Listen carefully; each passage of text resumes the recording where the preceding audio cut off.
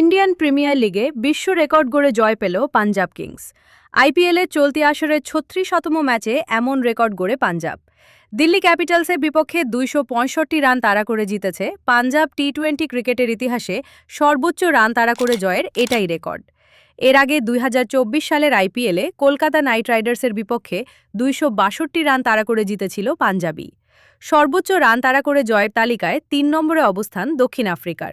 ২০২৩ সালে ওয়েস্ট ইন্ডিজের বিপক্ষে ২৫৯ রান তাড়া করে জয় পেয়েছে প্রোটিয়ারা। আজ শনিবার জয়পুরের সাওয়াই মানসিং স্টেডিয়ামে ২৬৫ রান তাড়া করতে নেমে উড়ন্ত সূচনা করে পাঞ্জাব। দুই ওপেনার প্রবশিমরণ সিং ও প্রিয়াংশ আর্য মিলে পাওয়ার প্লে ৬ ওভারে তোলেন ১১৬ রান, যা এবারের আসরে সর্বোচ্চ। আইপিএলের ইতিহাসে পাওয়ার প্লেতে ১১৬ রান তোলা দ্বিতীয় সর্বোচ্চ।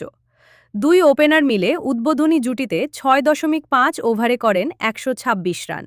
দলের জয়ে মাত্র ১৭ বলে ৪৩ রান করেন আর্য।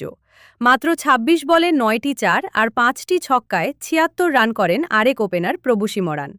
চতুর্থ উইকেটে নেহাল ওয়াধিরাকে নিয়ে ৫৬ রানের জুটি গড়েন অধিনায়ক শ্রেয়াস আইয়ার। মাত্র ৩৬ বলে ৭১ রানে অপরাজিত থাকেন আইয়ার। টস জিতে প্রথমে ব্যাট করে ২০ ওভারে ২ উইকেট হারিয়ে ২৬৪ রান করে দিল্লি। দলের হয়ে ৬৭ বলে ১৬টি চার আর ৯টি ছক্কার সাহায্যে ১৫২ রান করেন লোকেশ রাহুল। ৪৪ বলে ১১টি চার আর ৪টি ছক্কায় ৯১ রান করে আউট হন নীতীশ।